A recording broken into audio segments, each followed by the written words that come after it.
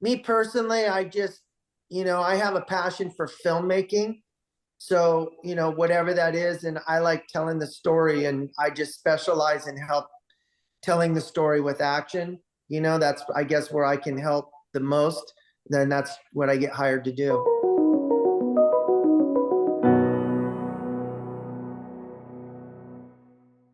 Stunt, that world has been a very fascinating world. It has evolved a lot over the years. First and foremost, I would love someone to let our SAG-AFTRA members know how stunts are defined. I mean, I see stunt coordinators, I see different types of stunt, driving stunts, horse stunts, stunt riggers. So would love to know a little bit more about how in your industry, the definition of a stunt person, what might that be? Obviously, stunt performer comes first and foremost to me. I'm sure that's how all three of us started, learning the ropes. JJ comes from I know, huge family, huge stunt family. So he had some phenomenal people showing him the ropes. But pretty much anything on film, I consider us like actors, and we just usually the roles we're playing or what we're doing involves danger or making it look very dangerous.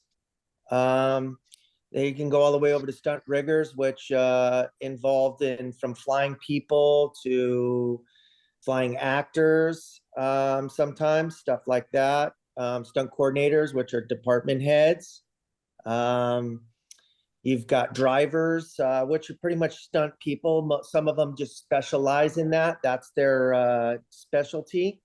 You've got precision drivers, as in Beef, we had that, it was pretty much all based off, the whole story was based off of that road rage situation. So we brought in the stunt performers to do the grunt of the real dangerous precision, driving and stuff. And then they have a group of guys who did phenomenal for us, that were in sorts of a background, but working hand in hand with the stunt guys and being in positions, I wouldn't say are, overly dangerous, but definitely they get in there and close by, and we rely on them for their timing, and a little bit average than a lot more than the average just background driver going from straight A to B and resetting. So these people, if something does go wrong or a car gets out of control somehow in the stunt department, these people are aware to watch for it, know what to watch for, know where to go to get to a safe spot. They work hand in hand with us. And I don't know, Guy, did I miss any realm there? No, I think you're on the right page. I mean, the same thing. I look at a coordinator being more like a casting director, almost production manager, coach of everything that happens on production. They have a big, huge piece of work they have to take out, and to be able to give directors, producers what they want with the performers that we have, and how you find them. So the three of you in your nominations, you are listed as stunt coordinators.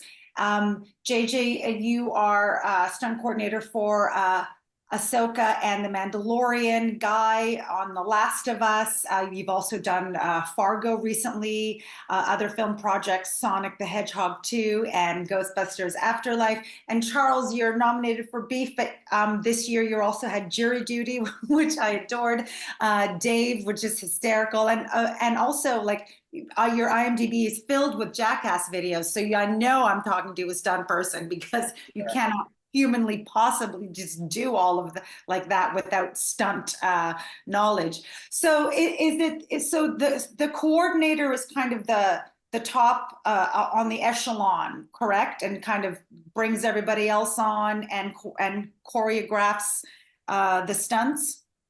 Yeah, I mean, depending on what project it is, and it's like Guy said, we do so much more. And like I said, it kind of varies from show to show, but we can even go into casting if they want, somebody who has a pretty big part, but let's say it's only one or two lines, right? But the stunt is very physical and very involves a fight scene and getting thrown out the window. What we like to do is I like to cast stunt people, and I have to go out and find the person that this director, the look, and that can handle this part. Because now what that does is that allows us to shoot the scene, the action, which if that scene and that part is really about the action, then I love to tell that story that way with the stunt person, because now we don't have to put in a stunt double. We don't have to limit our camera angles. It really opens up our options, because the stunt guy, who is now an actor, but is going to end up doing a big stunt at the end, we're just limitless in how we can shoot it and what we can do with that. And I noticed that, go ahead. I feel that it's really evolved too in the last 10, 15 years with stunt actors to make it makes it better for production and us as coordinators. With these guys have been training hard at their actors. They used to be, they go like, don't get the stunt guys to talk because they're terrible. They can't act. Now there's guys out there that are actually really good. I hate doing the words, but I can do them. But there's guys out there that are, a lot of guys move on and get big acting jobs after they got a bit of a stunt acting career. It's pretty crazy. Well, I've noticed that all of you on IMDb, you have solid acting credits as well, not just the stunt. And is it because the acting came first and you discovered stunts, or was it that stunting and needing the lines to be said, which led to you going more into the acting side? I was more of a stunt guy. The acting part was horrible for me. I would agree with Guy 100%. My focus was 100% on stunts. And then, you know, you get thrown jobs where you got to throw a dialogue, a word here, hey, stop, or freeze, you know, as a cop or something. And, you know, I think it all comes with experience. The more experience you have, the more comfortable you start to get with it. As much as I've done with it and everything, I still don't know to this day if I got handed 4 or 5 pages of dialogue to read with the main actor, if I would be 100% comfortable with that. But, you know, little lines here and there from experience, you start to relax and you just do it. It comes natural. Well, even being too a good stunt performer, you have to be a bit of an actor. Even if you don't have dialogue, you got to be able to fit into that scene with the actors and don't look like a, you know, egg on your face or a sore thumb out in the middle of this group of people when you're in that part. So a little bit of it's that always growing, but the dialogue just another element to it that, like I say, it's not my favorite, but there's lots of guys that are great at it. What about you, JJ? Yeah, sorry, I had to run back to base camp. My service was terrible.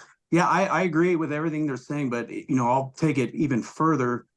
Even without, if you don't have dialogue, if you're in a scene, part of that, you know, acting is just having timing. And what I've noticed with a lot of stunt people, that they just want to do their deal and get off camera as soon as possible because they're so uncomfortable. So that's also a huge thing, is just having timing and being able to take direction from a director, you know, and again, you know, on top of that, you know, words, same thing. It's just taking your time and being able to not stand out, you know, during a scene. So I would think that was would be a big tip for somebody to kind of learn that, just learn timing and, you know, how to be comfortable when we're supposed to sit there and do some acting.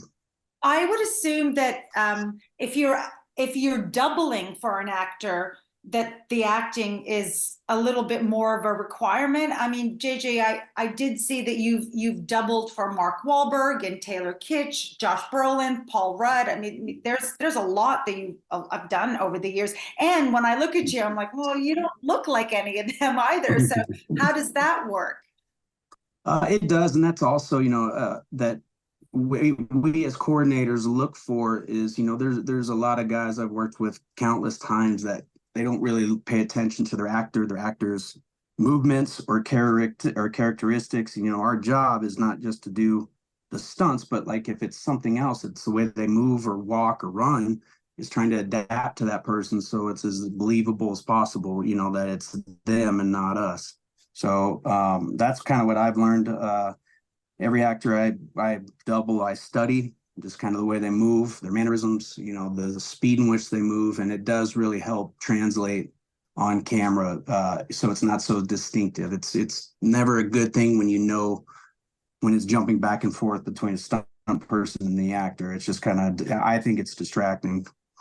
Is it a coup to be able to be someone's go-to stunt double, in the sense that, like, you know, let's say like your Vin Diesels or The Rocks, or like an action person's person, because it guarantees that, because it just helps to develop a relationship and also guarantees a steady stream of work? Or does that come with its own set of hurdles that maybe it's not always the best thing to be deemed as somebody's go-to? I mean, I would just say it just depends on the situation. I don't know about you guys, but you know, sometimes it's a blessing, sometimes it's a curse, but you know, it's just how you get there. If you get there the right way by being, you know, responsible and respectful and you know, doing a good job, then you know, sometimes it's an honor to be called somebody, because you can, you know, develop a friendship, or you know, just be known as just a, you know, a all around good stuntman, you know. The JJ said it totally correct. The only difference too is that it's when you're, the curse of it all is when you're maybe doubling an actor on a show and you're tied in, and there's another, and you're not really doing much for, say, for stunt work, and there's a show you could be on and you're like, oh my God, I'm missing out on this. That's the curse. Yep. Yep. So where does one, And some actors are difficult to deal with too, so that could be the curse of it too. I guess, like I said, it's just it's all relationships. Yeah. But JJ, I did see that you, I think, doubled for Taylor Kitsch 2 or 3 times. So obviously there was some relationship there, or you did a terrific job that they kept asking you back on that. Yeah, you know what? I mean, I'm actually just, today's my last day shooting a film. I've been coordinating for a Pete Burke show, but doubling Taylor's the lead. And Taylor and I mean, we've become over the years friends first, and then, you know, work after that. And that's kind of, that is one of the relationships that I value, because, you know, we work with all types of people in this industry. And, you know, it's really awesome when you get to work around people that genuinely care for you and the job. And, you know, you can call friends, because the guys will tell you, you know, when we're at work, that's our work family. You know, a lot of us are away from our family, so if you can be around people that have your back and, you know, have your best interest out for you, it makes it so much better. Before we get into some of the project specific stunt work, how does one audition or get a stunt job? Is it who you know, or is it having a reel and sending it through traditional acting methods? Charlie, you want to go? Yeah, yeah, I'm, you know, I say old school, and I know JJ, even though he's not quite my age, JJ's definitely an old school stunt guy, once again, coming from that solid Dashnew family. Guy, I don't know Guy very well. I've heard his name a ton and a lot of respect for him, and I just get the vibe he's an old school guy also. So for me as a stunt coordinator hiring, it's, you know, relationships are the most important. You know, the toughest thing is to stick somebody into a very dangerous spot. That's a very tricky spot, and you don't know that person. That's when I rely on people like Guy or JJ, because I ask this stunt person, who have you worked for? Who have you've done this stunt before? Who did you do it for? And me personally, it's not that I don't have the trust in stunt people that they're lying, but I want to hear JJ or somebody like Guy tell me, oh yes, this person is phenomenal. This person, you know, they jumped the motorcycle twice that far from me, and it was no problem, or whatever the stunt is. As far as reels and stuff, sure, that helps. You know, if it's, you know, you need them to do a fight scene for you, and they've got reels and minutes of them just doing outstanding fights, and you can clearly see it's them, and there's no doubt in your mind, real quick, you can see they can fight. So the real thing can help. But at the end of the day, for me, though, I think it's more about relationships. It's all about knowing the stunt coordinators and working for the stunt coordinators. Usually when somebody works for me the first time and everything, I try and limit as far as what they're doing as far as danger. or tricky spots or something like that. You know, you kind of start them off with something smaller and see how they follow directions, see how they act on set, see how professional they are, and how they handle it. And then, you know, that's pretty much when I was doing stunts, that's how it worked for me. You were given a little task, and if you handled that, you get a little bit more and a little bit more, until eventually, as a stunt coordinator, you want to be surrounded with stunt performers that can do anything and everything you can throw at them. And that's you're worth your weight in gold to me as a stunt performer. If you can do all that, you even know how to rig or anything, because sometimes stuff gets thrown at us kind of out of nowhere. Hey, do you think we could do this today? Or, you know, the director might come up with an idea. So to have yourself surrounded with people that are very talented and very good at their job is crucial for me. Totally. Exact same way. I mean, it used to be, I always said you got in either because you looked like somebody or you had a skill somebody else didn't have. That was always kind of a door opening. And after that, then you had to take a hold of it. And like I say, like Charles said, the little tasks, getting that chance and that trust from everybody and building relationships. Totally. Is it about like being the fire guy or being the horse expert? Like, do you guys appreciate go-to people who literally have that one skill, or is it better to be sort of a generalist where you can do a little bit of everything? I've always said, trade master of none if you can be. I mean, even now it's developed a little more where people are more martial arts fighters that you need that are specialized. Same thing with fire, but to me, you should be able to do everything as much as you possibly can. Yeah, I definitely think that too. And I think same thing, the jack of all trades. I tell everyone I'm not a specialist at one thing, but I'm pretty darn good at a lot of things. And over my career, that's helped me to work on different shows. I mean, I'm doing a horse Western right now, but I can do pretty much a lot of different things. And that did come with growing up around some really awesome people. But it just helps. It helps because, like, you know, Charles said earlier, sometimes things get thrown at you in the spot and I need to know, hey, no, you're not doing this right here, but can you do this over here? And it just helps. It honestly helps you stay busier as well. And I always thought it would be a curse to get labeled as a specialist in one thing. So, you know, my advice with people growing up would be just do as much as you can and talk to as many people and learn from everybody. So I always say the person who knows everything on set is probably the most dangerous person, because I like to think that I'm always learning, you know, constantly on every single day, every single show.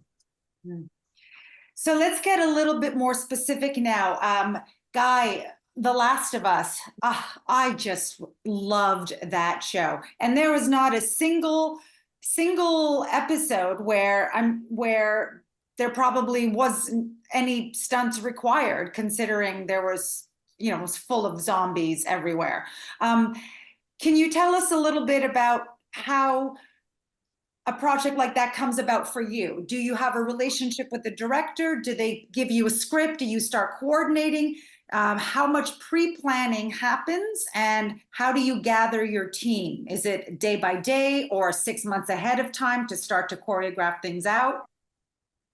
I mean, again, every show is different. The Last of Us is one of the ones, fortunately, come to shoot in my hometown, which I wasn't working in at the time, and they were searching around the world for a coordinator, and then all of a sudden they decided, well, hey, we got a guy here that can do the job.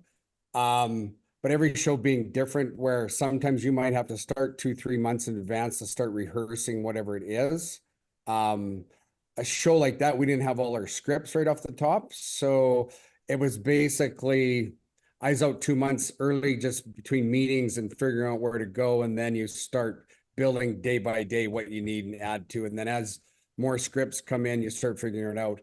I presume that show was going to be a lot heavier rigging wise for me, and was budgeting for a rigger. And then it ended up being kind of just a part-time job for me. Little things like that. Everything changes unless, you know, when you're doing a big feature film, you get the opportunity to have one script, one schedule, and be able to plan your stuff out, depending again what it is, how much rehearsals. I mean, if it's massive fight scenes, I know those guys lots of rehearsal time to get your actors up to speed, all your performers up to speed. But, you know, same thing, depending on the car work, whatever it is, building the cars, even like for Ghostbusters was, and we had problems. We had to ship, like we're scrambling between schedules to be shipping one back to LA to fix while we use the other one, and vice versa, back and forth. It becomes a scheduling nightmare, but you just work through it. Yeah. What was the, I'm sure with every project having their own specialties or their own requirements, what was it about The Last of Us that made your work either challenging or something, maybe a specific day on set that just went swimmingly? And for JJ and Charles, if you guys have seen the show and there's something that you're dying to ask Guy about a particular stunt sequence, feel free to jump in on that too, because you guys would have a different eye than I would as a viewer. I would say, I mean, that whole show just kept a guy on edge at all times, trying to keep ahead of everything. Calgary's a little different than being in LA or Atlanta or Vancouver. It's just, you don't have that where I make a phone call and I could drop it in 2 hours there. It's you have to plan a little bit ahead. Would have been episode 4, I believe it was, or whichever episode. We had all the firework, and we had like 4 fire burns going all the same time as the one. I remember that. That was great. The funny part is they edited it together. It never cut together like the way we did it, because it was like I had guys on cues going, and as that camera is moving around with the actors, and just that whole sequence, that in the cul-de-sac with the truck smashing the cars and everybody, house blowing up and the truck blowing up and everybody coming out. It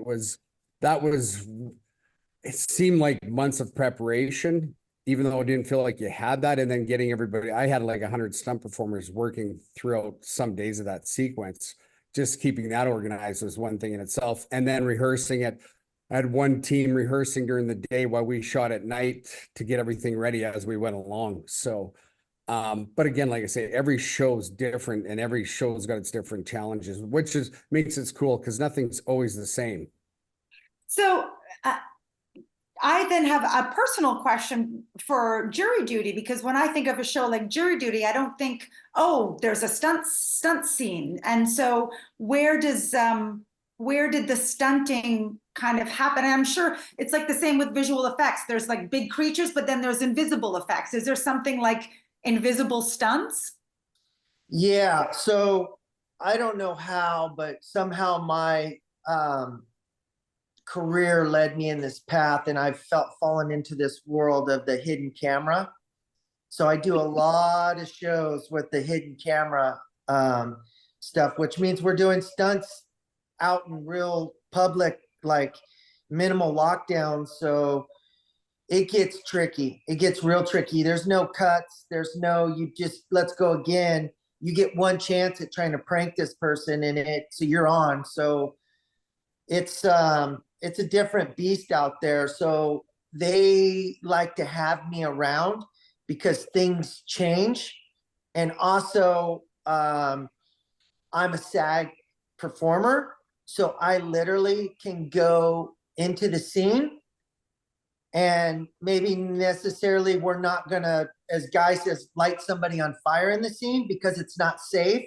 But we don't, I mean, obviously if it became to a point where somebody could seriously be injured or injured, I would stop it and yell cut. But with that being said, maybe we, divert a little bit and keep the scene going. And instead of it being a fire burn, it's something with bobbling the candle around or something. I don't know. I made that scenario up, but just to keep it going. So the directors and producers love to have me there because, and that's where I've kind of gotten good. Speaking earlier about the acting thing, I'm not very good at delivering 5 pages of dialogue, but just being in character and going out there and maybe replacing the actor's earpiece in the middle of the scene because they're trying to talk to him while he's messing with whoever we're messing with, and to do that very nonchalant and, and maybe pretend I'm a waiter and come up and say, hey, sir, can I get you some water? Oh, you dropped this, and hand it to him. Yeah. And then he can figure out when he'll put it in and take the other one out or something. And then also, with that being said, when you do mess with a little bit of a dark side, I mean, fortunately, we haven't experienced anything to this level, but when you're messing with people out in public, you really don't know who you're going to get or what you're going to get. And that person could have a knife on them, that person. So it's, for me, like you said, there is a hidden little safety thing in there, and it's weird. There, like Guy was saying, that the stunt coordinator has so many jobs that you wouldn't think of. They almost put the actor's safety in the sense of protecting them from somebody. Yeah, like a bodyguard almost. Almost like a bodyguard. Yeah. Yes. Yeah. And how to really knock the situation down and get that actor out of there. And so they can get out of there, and then I'll, de-escalate is I guess the word I'm looking for. So they like to have me around like that. We did a scene in there also. I don't know why they didn't end up using it. I forget why, but I don't remember if the girl broke the judge's car window.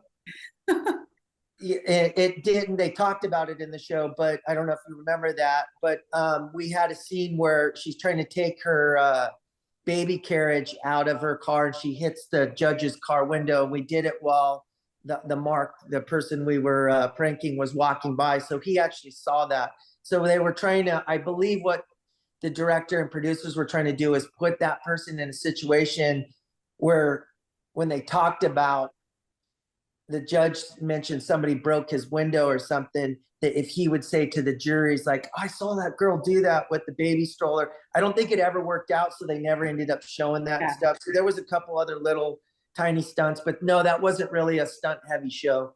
Yeah. So Beef, oh my God, I binged that. I could not stop. I just had to go plow through it. It was so exciting. Obviously, the car driving, we know that there's stunt stuff going there, but the show does escalate.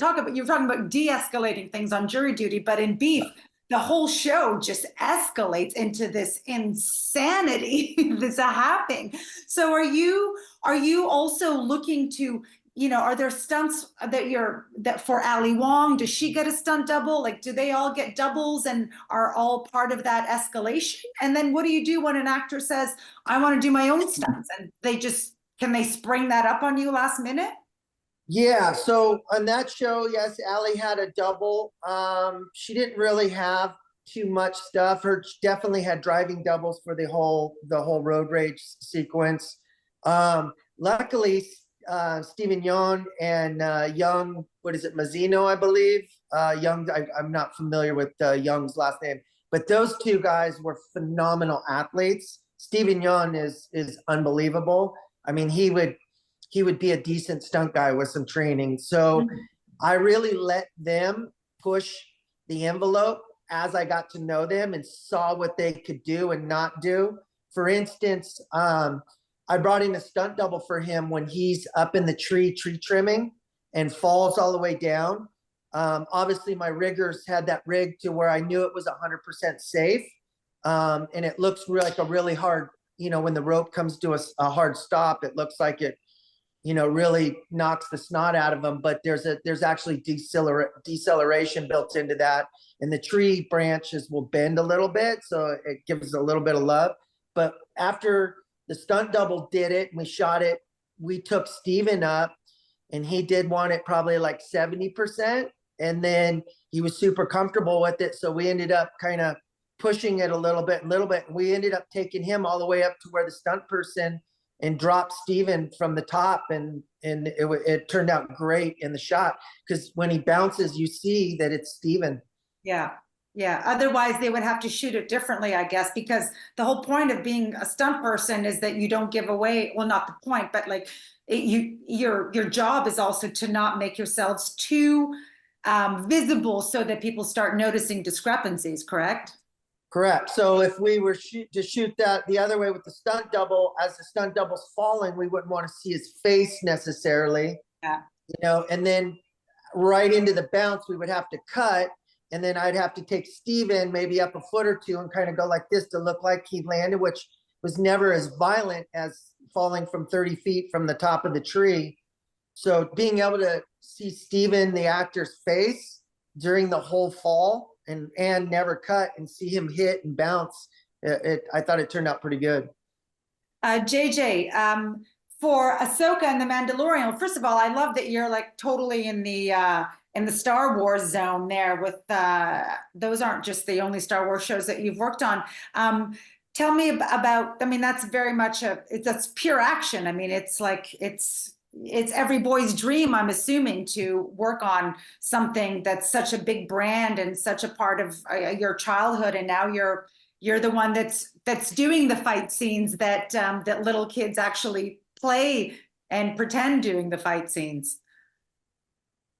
Yeah, I kind of fell into that world. I mean, I wouldn't say by accident, but on Boba Fett, Raul Rodriguez, who I've done films with since I was 18, was one of the producers on that. And he kind of, he asked for me to come on and do Boba Fett. So that's kind of all I really planned on doing, but was asked back for, the other two shows and kind of fell into that family, which, I've been super blessed for, just because, I mean, Jon Favreau is probably one of the best human beings ever to be around and work for. But yeah, like that show, there's a lot of mix of things. I kind of bring my background of, which is kind of hard hitting stunts, which works great for Mandalorian, but Ahsoka was a little bit more of a wushu, pretty martial artsy type sword fighting that is not my world at all. So, I brought in Ming Q to do all that, and she has an amazing team. So that's kind of falls back to what we were talking about earlier, as the coordinator. It's our job to put the right people in the right positions. Yeah, and I mean, it's been a really, really great show to work for. It's again, like you said, it's Star Wars. So sometimes it's a little surreal. You think about it and you're like, oh man, this is a really big deal that we're a part of. Are there enough women in the stunt world or people of color to where you can get them to do, you can match up as close as possible? Because I've seen, like, when you look at some of the earlier stuff, you'll have a man in a wig or in a dress doubling for a woman. And I would love to know how the stunt industry has involved in its inclusivity so that there are now more options and more accurate options when it comes to stunt doubling. Yeah, this is always a really fun subject to talk about, but yeah, those days don't really happen anymore. And I would say, yes, there's plenty of people to fill these roles, but I work with a lot of the same women because they're, like I say, they're tougher than most men that I work with. But it's again, finding those people that you can trust. It's always hard to put somebody in a position just because they fit a certain build, because like at the end of it, if they're not very talented or confident and they get hurt, it still falls back onto us. So it's an interesting subject. I mean, we've all come a really long way, and I have a couple of my girls that co-coordinate with me on Mandalorian, and not just because they're women, but because they bring a certain level of knowledge that I don't have, as far as who's great in the industry and who can do what. So, I definitely think the industry is going in the right direction. Can anyone encapsulate kind of like a brief history of stunt in films? Like, I don't know if there was much of that done in the talkies or in the silent films. And then when the talkies started, like when we see Laurel and Hardy and all that early stuff, like did stunt people always exist? And was it different back then and how it's evolved to today? There were some very talented people back then, and unreal what they did. Yep. I mean, Yeah. compared to the people today, unreal what they did back then. Mm-hmm.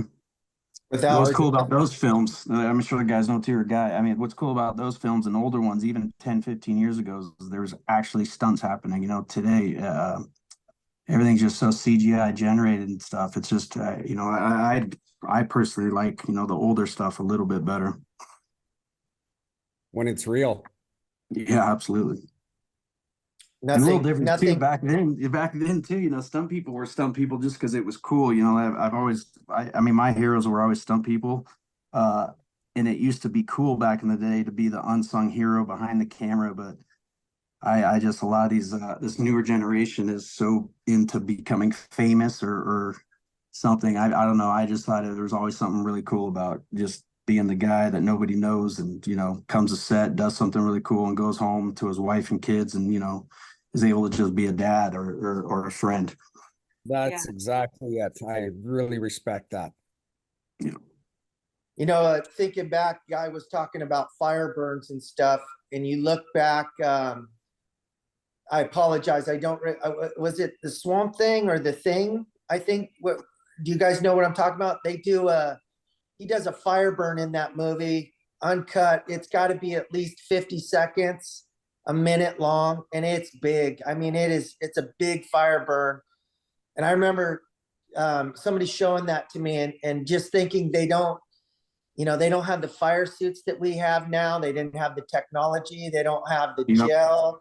They, like, how they did that. It baffles me to think that whoever that person was did that fire burn. You know, it was so, it's so impressive, you know, just what they did. It's unbelievable. That one always, I watch it. I could watch it 100 times and just trying to figure out how they did that. How has the integration of visual effects into stunts change things for you guys? I mean, JJ, you mentioned VFX now being different, but are there positives and negatives of that? Yeah, I mean, with everything, there's positive and negatives. It's just, you know, I mean, the guys will, I'm sure, agree with me on this, but there's some stuff that we do that is pretty gnarly still to this day, but they cut it up and CGI it so much that can't tell that someone actually did something. And I just, you know, it's there's just something, you know, that something about seeing stuff that you absolutely know is real, or you know that someone took a really hard fall. Like that's what you get your stomach and, you know, watching it. But if you're watching I mean, no offense, but like a Marvel show or something like that, it's just so CG'd out. It's you don't know what's real or what's not. It just kind of takes away the danger of it as far as watching it, you know. So Almost like a giant. it is. There can be some close with. Yeah, cartoon, exactly.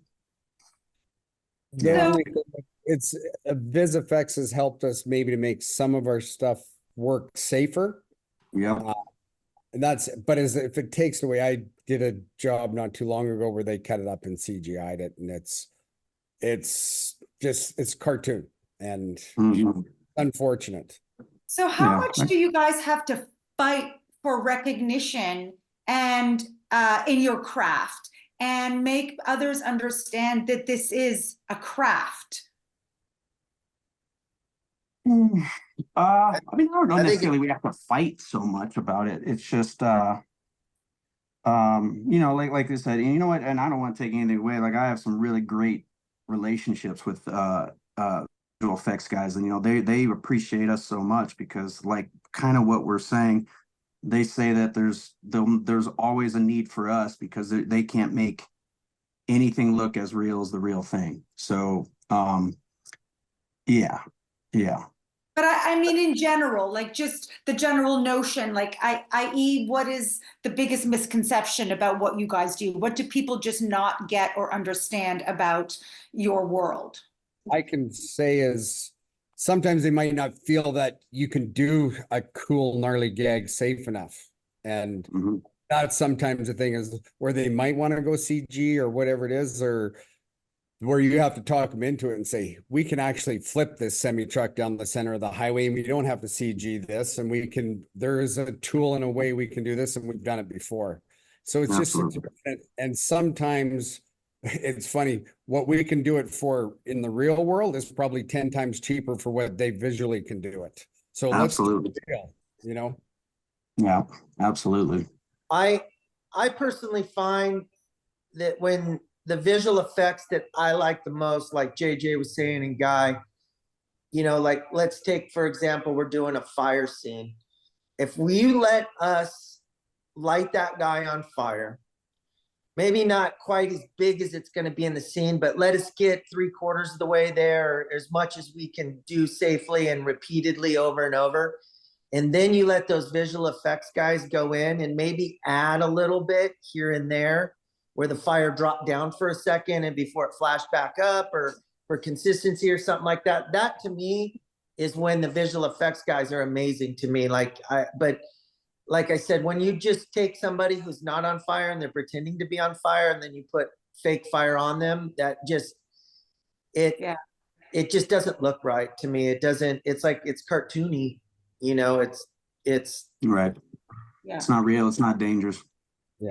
So the kind of mainstream stunt people who have gone on to become recognizable because they've crossed over to others is I mean, this year anyways, we've heard so much about Chad Stahelski. I think because he's now directing the Keanu Reeves films, John Wick. And is that a director that you guys like feel really understands that world more than anything? Like, do you see his knowledge on screen, or do you guys able to comment on the way he goes about creating those stunts? Because I would assume that somebody like that, when there's a big, scene in France where the cars are zipping around or something's on fire, that that it was done right, because he would not have had fake VFX like that. Chad, the reason those movies are what they are, it's because of Chad 100%. He's been doing that for years. Like it's funny going back and talking about, he was always a phenomenal stunt guy, but he specialized let me bring this up too, going way back to when you say specialize. Most of the guys who specialize, unless it's something like flying a helicopter or something really weird like that, like the best fire guys I know, they're a little bit older now and stuff, so they don't necessarily enjoy hitting the ground too much anymore and stuff. So they've pushed themselves into just specializing in that. But those guys are all around stunt guys for the most part. I don't know if JJ and Guy would agree with that, but most of those guys who have become specialist stuff, they were good stunt people. And Stahelski, he was specialized himself as a fight, doing all that fight stuff and filming his fights and second unit directing and stuff. And he's phenomenal at what he does, so it doesn't surprise me to see, and Keanu Reeves too, which I don't know him personally, but from what I've been around him and stuff, he's a very intelligent person. And to take Stahelski and use him for what he can do and everything, it's phenomenal. And it shows on film. So, not to knock his films at all. I love his films. They're great and everything. But me personally, I like doing stunts to tell a story, not necessarily like just let's blow something up to blow something up. And I feel like those movies now, but that's their fan base and they're obviously doing well and everything. Totally. Yeah. They seem a little over the top to me, but they're, for what they are, they're phenomenal. Sure. And he's great at it. We all know that Fast and the Furious is to go from one set piece to another. Like, it's not about the story. It's just about the stunts, essentially, right? Yeah. So, and me personally, I just, I have a passion for filmmaking. So, whatever that is, and I like telling the story, and I just specialize in help telling the story with action. That's, I guess, where I can help the most. Then that's what I get hired to do. Yeah. Well, and the whole part, especially for somebody like Chad, is I'm sure he's a smart enough guy. He's going to surround himself with all the specialty people he needs to make that show work for what he needs, because that's what it's about. Correct. Yeah. The other person I wanted to bring up, because we always see and hear, is Tom Cruise, like he's famous for doing his stunts, and Mission Impossible, they had so many like little featurettes of Tom going down that motorbike and doing that, and is the hype real? Like, is the guy really truly doing this, and is that a good idea that he like from a safety standpoint, should your big major star be doing all that dangerous stuff, or do you just can't argue with them? They're the star, and whatever they say goes. I think if it's Tom Cruise, he says whatever he wants to do. Yeah, absolutely. Yeah. Not many I- people are can afford an insurance policy like Tom Cruise and his films, though. So that's just not very common. That's for sure. In Tom's defense, I've never had the opportunity to work with him. A good friend of mine coordinates a lot for him. But I do know this, that Tom Cruise is trained in so many things that where he's literally like world champion level. It's insane. So he is almost like a stunt guy. Like riding those bikes and stuff, he's gone out and he's put the hours and hours in and learning how to wheelie that bike by the best wheelie guys in the world. And not taking anything away from Tom, he's gone out and done the hours. He's got so many hours jumping. He's like a world-class skydiver. I mean, it's the guy, whatever he puts his mind to, he goes out, and he also has the opportunity to get trained by some of the best in the world, or the best places in the world, or this and that, and he takes advantage of it. So he's ridiculously talented. Time and money, you can do anything. Yes, exactly. Absolutely. Well, before we wrap this up, I wanted to ask one last question, which is, if somebody really does want to pursue this, where does one go? I mean, I did a quick online search and I found places like the Stunt Performers Academy, Motion Picture Driving Clinic, Swordplay LA. There's a place in Atlanta, a place in Washington. Are these places that really do specialize in that, or is that not the route one would take? It's more like they'd have to seek people like you out and kind of get into your circle of people. I can speak. What I always try to tell people is, get on a movie set as an extra or a stand-in and check it out. Get to meet the stunt guys. Try to train at everything you can be. It doesn't matter what it is. Come from a sports background or whatever. Take a little bit of acting. You can take a stunt school, not necessarily meaning that you're going to get a job just because you've taken the stunt school. It's the same thing. You know, the driving world, you know, sure, you can go to LA and take Rick Seaman's course. Stuff like that. You're not going to get a job because you took Rick Seaman's stunt driving course. You got to be vetted out over years of that before guys start giving you that opportunity. So I always tell the young guys, if they're going and starting to get going, that's something to do in the future. I mean, train at everything, but they're not going to give you that opportunity. So if you do it right off the top, that's going to be money not well spent. Spend it at something else in your training. And it's just getting out there, meeting the guys. And again, it's personal relationships, usually trust. Yeah, absolutely. I agree 100%.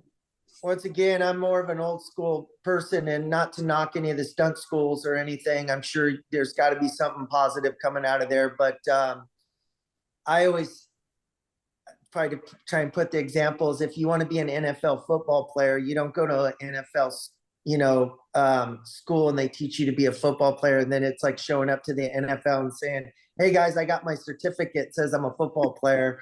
It just doesn't work like that. You got to prove yourself. I would say to any young person, like Guy said, get out and train, do everything you can, be well-rounded, and meet the young stunt people, and just start hanging out with that community, and you'll start getting more and more relationships, which will lead to meeting more stunt coordinators and eventually getting an opportunity to work. And like Guy said, also getting on set, maybe even as an extra, and learning your set etiquette and seeing how everything works, the do's and don'ts, is phenomenal too. You absolutely have to have that.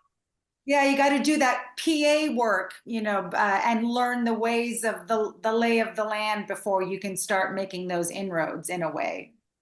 Yep, absolutely. Absolutely. And that's a good avenue to start. I mean, we always say, and I was always taught, there's not one job on set that's more important than the other one. So again, to what we've talked about earlier, it's all about relationships, respect, and your set etiquette. And that goes a long, long way. There's a lot of guys I will not use, even though they're the best at what they do, just because they're pricks or they're just annoying or they're you know, I'm in Video Village trying to smooth up the director. It's just you just have to learn about that. This business is about relationships and the way you treat people and the job that you get done and can do it again and again. A lot of people, because they miss something, there's a lot of people that will not do it or not do it the same way. So you got to really think if you're in this to do stunts or what, you know, before you pursue that career. Yeah. Well, on behalf of the SAG-AFTRA Foundation, I want to thank you, gentlemen, for sharing your experiences, your process, and your craft with your fellow performers. Thank you so much for being here. Thank you all. Thank you.